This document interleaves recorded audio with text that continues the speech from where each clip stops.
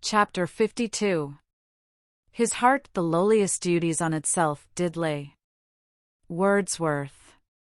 On that June evening when Mr. Fairbrother knew that he was to have the Lowick living, there was joy in the old-fashioned parlour, and even the portraits of the great lawyers seemed to look on with satisfaction. His mother left her tea and toast untouched, but sat with her usual pretty primness, only showing her emotion by that flush in the cheeks and brightness in the eyes which give an old woman a touching momentary identity with her far-off youthful self, and saying decisively, "The greatest comfort, Camden, is that you have deserved it. When a man gets a good birth, mother, half the deserving must come after," said the son, brimful of pleasure, and not trying to conceal it. The gladness in his face was of that active kind which seems to have energy enough not only to flash outwardly, but to light up busy vision within. One seemed to see thoughts, as well as delight, in his glances. "Now, aunt," he went on, rubbing his hands and looking at Miss Noble, who was making tender little beaver-like noises, "there shall be sugar candy always on the table for you to steal and give to the children, and you shall have a great many new stockings to make presents of, and you shall darn your own more than ever." Miss Noble nodded at her nephew with a subdued half-frightened laugh, conscious of having already dropped an additional lump of sugar into her basket on the strength of the new preferment. "As for you, Winnie," the vicar went on, "I shall make no difficulty about your marrying any Lowick bachelor, Mr. Solomon Featherstone, for example, as soon as I find you are in love with him." Miss Winifred, who had been looking at her brother all the while and crying heartily, which was her way of rejoicing, smiled through her tears and said, "You must set me the example, Cam, you must marry now." "With all my heart. But who is in love with me?" "I am a seedy old fellow," said the vicar, rising, pushing his chair away and looking down at himself. "What do you say, mother?" "You are a handsome man, Camden, though not so fine a figure of a man as your father," said the old lady. "I wish you would marry Miss Garth, brother," said Miss Winifred. "She would make us so lively at Lowick." "Very fine. You talk as if young women were tied up to be chosen, like poultry at market, as if I had only to ask and everybody would have me," said the vicar, not caring to specify.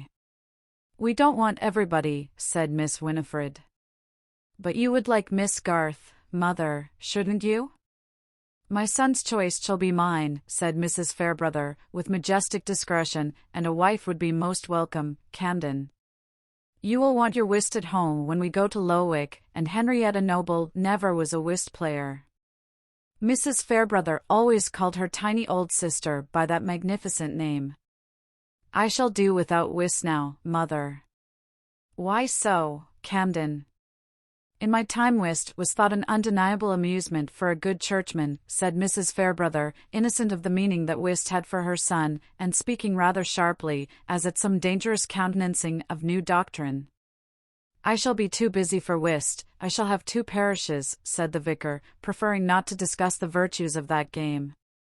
He had already said to Dorothea, "I don't feel bound to give up St. Botolph's. It is protest enough against the pluralism they want to reform if I give somebody else most of the money. The stronger thing is not to give up power, but to use it well." "I have thought of that," said Dorothea. "So far as self is concerned, I think it would be easier to give up power and money than to keep them. It seems very unfitting that I should have this patronage, yet I felt that I ought not to let it be used by someone else instead of me." "It is I who am bound to act so that you will not regret your power," said Mr. Fairbrother. His was one of the natures in which conscience gets the more active when the yoke of life ceases to gall them. He made no display of humility on the subject, but in his heart he felt rather ashamed that his conduct had shown latches which others who did not get benefices were free from. "I used often to wish I had been something else than a clergyman," he said to Lydgate, "but perhaps it will be better to try and make as good a clergyman out of myself as I can." That is the well-beneficed point of view, you perceive, from which difficulties are much simplified, he ended, smiling. The vicar did feel then as if his share of duties would be easy. But duty has a trick of behaving unexpectedly, something like a heavy friend whom we have amiably asked to visit us, and who breaks his leg within our gates. Hardly a week later, duty presented itself in his study under the disguise of Fred Vincy, now returned from Omnibus College, with his bachelor's degree. "I am ashamed to trouble you, Mr. Fairbrother," said Fred, whose fair open face was propitiating, "but you are the only friend I can consult. I told you everything once before, and you were so good that I can't help coming to you again."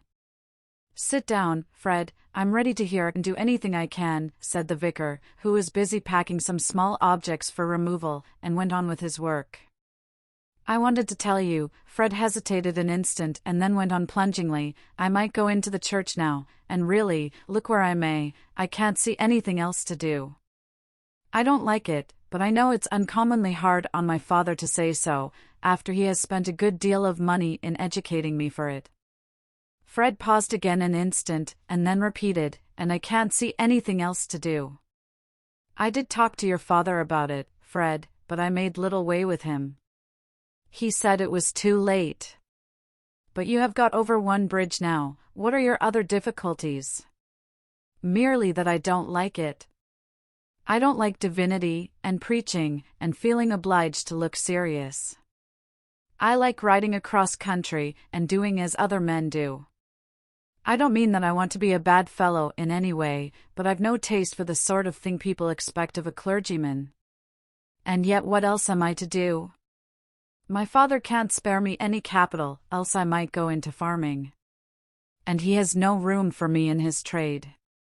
And of course I can't begin to study for law or physic now, when my father wants me to earn something. It's all very well to say I'm wrong to go into the church, but those who say so might as well tell me to go into the backwoods."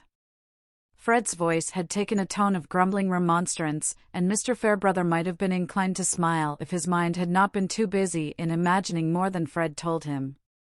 "Have you any difficulties about doctrines, about the articles?" he said, trying hard to think of the questions simply for Fred's sake. "No, I suppose the articles are right. I am not prepared with any arguments to disprove them, and much better, cleverer fellows than I am go in for them entirely. I think it would be rather ridiculous in me to urge scruples of that sort, as if I were a judge," said Fred, quite simply. "I suppose, then, it has occurred to you that you might be a fair parish priest without being much of a divine? Of course, if I am obliged to be a clergyman, I shall try and do my duty, though I mayn't like it. Do you think anybody ought to blame me for going into the church under the circumstances? That depends on your conscience, Fred, how far you have counted the cost, and seen what your position will require of you. I can only tell you about myself, that I have always been too lax, and have been uneasy in consequence." "But there is another hindrance," said Fred, coloring. "I did not tell you before, though perhaps I may have said things that made you guess it. There is somebody I am very fond of. I have loved her ever since we were children." "Miss Garth, I suppose?" said the vicar, examining some labels very closely. "Yes. I shouldn't mind anything if she would have me. And I know I could be a good fellow then." "And you think she returns the feeling?" "She never will say so, and a good while ago she made me promise not to speak to her about it again. And she has set her mind especially against my being a clergyman, I know that. But I can't give her up. I do think she cares about me. I saw Mrs. Garth last night, and she said that Mary was staying at Lowick Rectory with Miss Fairbrother. Yes, she is very kindly helping my sister. Do you wish to go there?" "No, I want to ask a great favor of you. I am ashamed to bother you in this way, but Mary might listen to what you said, if you mentioned the subject to her, I mean about my going into the church. That is rather a delicate task, my dear Fred. I shall have to presuppose your attachment to her, and to enter on the subject as you wish me to do, will be asking her to tell me whether she returns it." "That is what I want her to tell you," said Fred, bluntly. "I don't know what to do, unless I can get at her feeling." "You mean that you would be guided by that as to your going into the church?" "If Mary said she would never have me, I might as well go wrong in one way as another." "That is nonsense, Fred. Men outlive their love, but they don't outlive the consequences of their recklessness. Not my sort of love. I have never been without loving Mary. If I had to give her up, it would be like beginning to live on wooden legs. Will she not be hurt at my intrusion? No, I feel sure she will not. She respects you more than anyone, and she would not put you off with fun as she does me. Of course I could not have told anyone else, or asked anyone else to speak to her, but you. There is no one else who could be such a friend to both of us. Fred paused a moment, and then said, rather complainingly, and she ought to acknowledge that I have worked in order to pass. She ought to believe that I would exert myself for her sake. There was a moment's silence before Mr. Fairbrother laid down his work, and putting out his hand to Fred said, "Very well, my boy. I will do what you wish."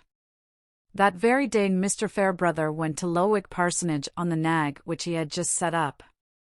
Decidedly I am an old stock, he thought, the young growths are pushing me aside. He found Mary in the garden gathering roses and sprinkling the petals on a sheet. The sun was low, and tall trees sent their shadows across the grassy walks where Mary was moving without bonnet or parasol.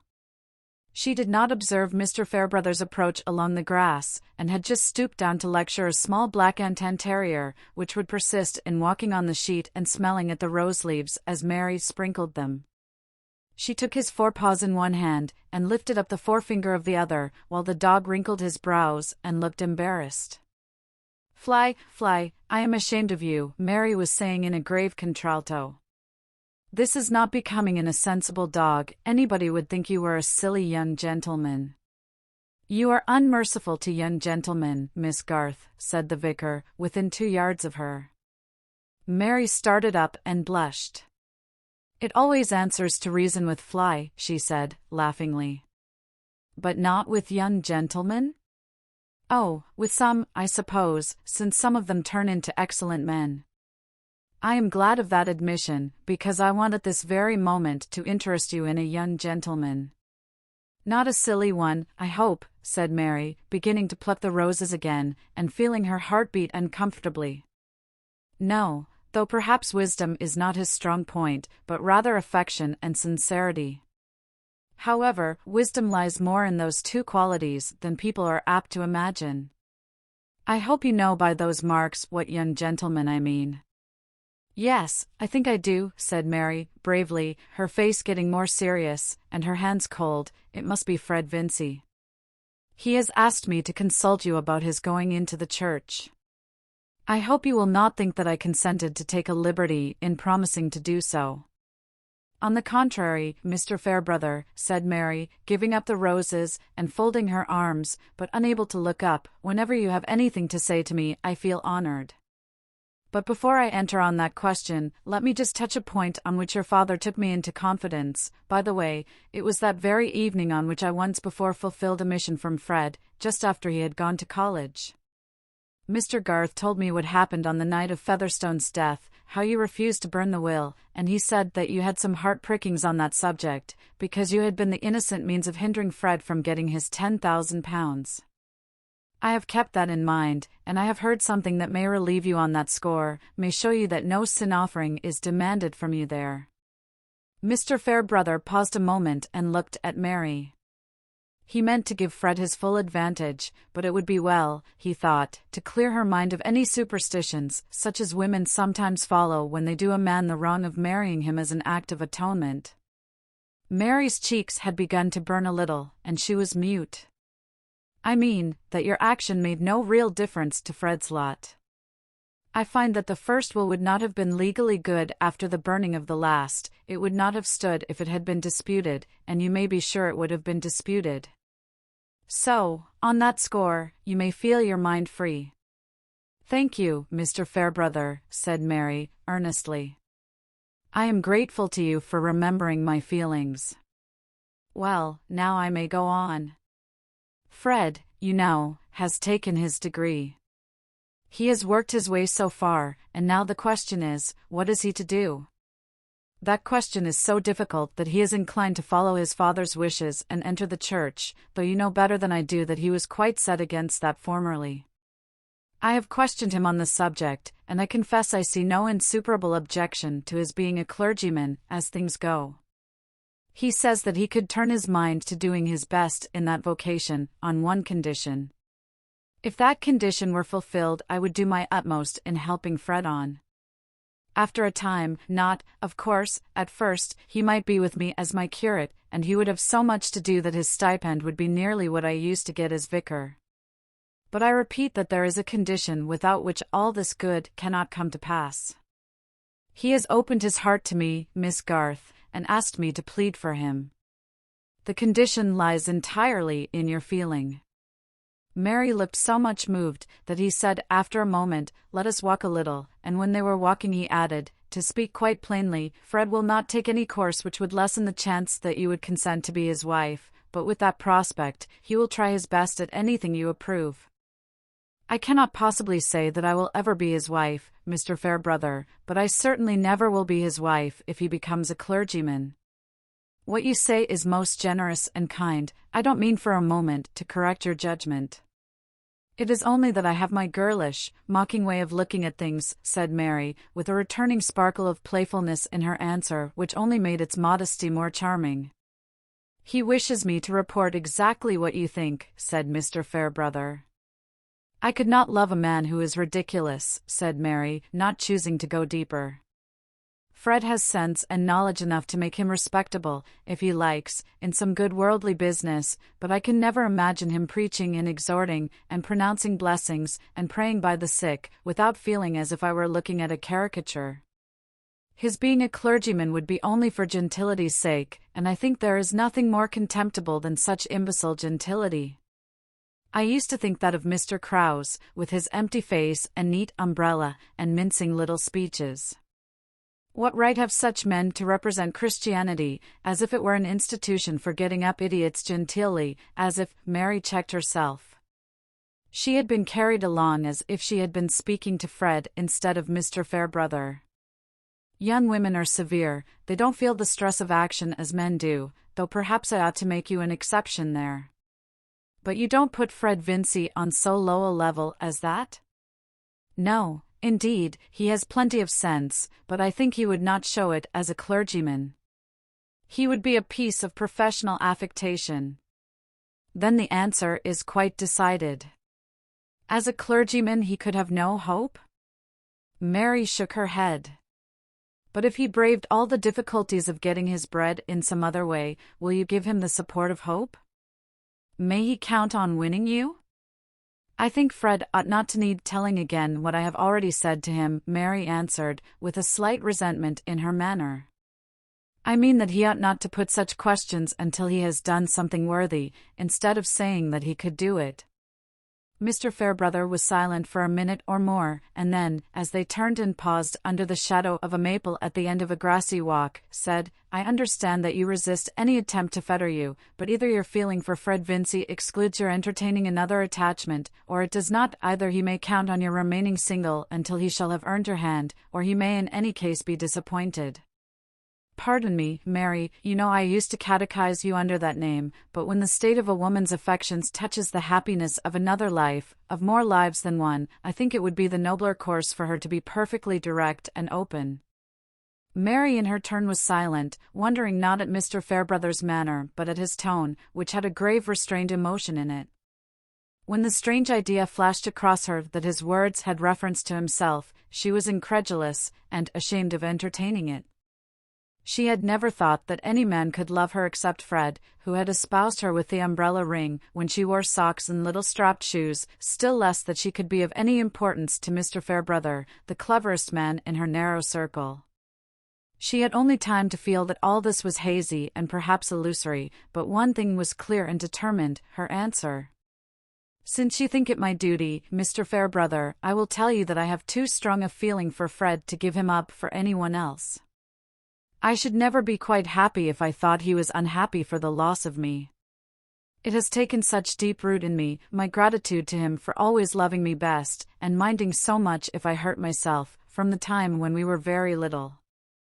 I cannot imagine any new feeling coming to make that weaker. I should like better than anything to see him worthy of everyone's respect. But please tell him I will not promise to marry him till then. I should shame and grieve my father and mother.